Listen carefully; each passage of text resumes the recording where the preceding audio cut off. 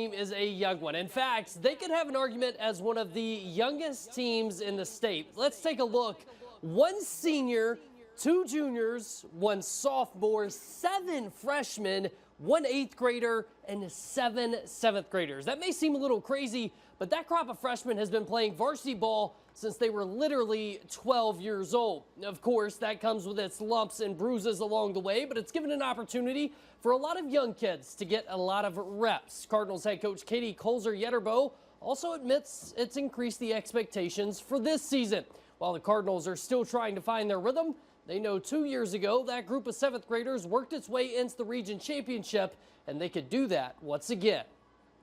These region games, you know, they're important, but when it comes down to it, we've been able to go in as a lower seed before and make our way back in. So let's just play our hardest now and try to start, you know, brushing off these errors and work on our communication and find our spots in the field and play our best and see where we go. UMary Baseball's Isaac Pegors has been named Conference Player of the Year. The Legacy alum is the first player in program history to win the award for the Marauders. He led the NSIC in home runs, OPS, and slugging percentage in the regular season.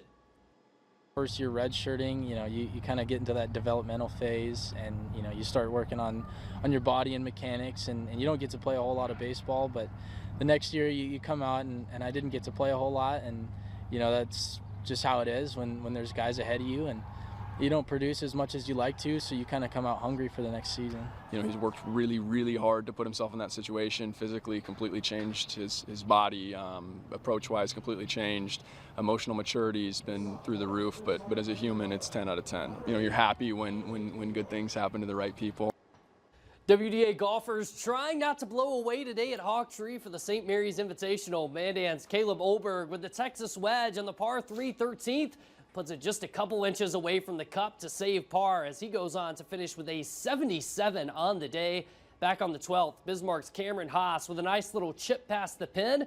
He rolls in the putt from there for a nice birdie. St. Mary's Quinn Schillingstad in contention at the top. He would 2-putt on the par 4 12th hole. That takes away a par. He finished with 10 pars on the day. That leads to a 74 and second place as Century's Parker Beck gets his first win of the season. A 73 does the trick for the sophomore. And it's Mandan that gets its first team win, beating Century by 6 strokes. And tonight is Tuesday. That means the Twins will be on West Dakota Fox. You can watch the series opener against the Orioles at 6:40 Central right after this.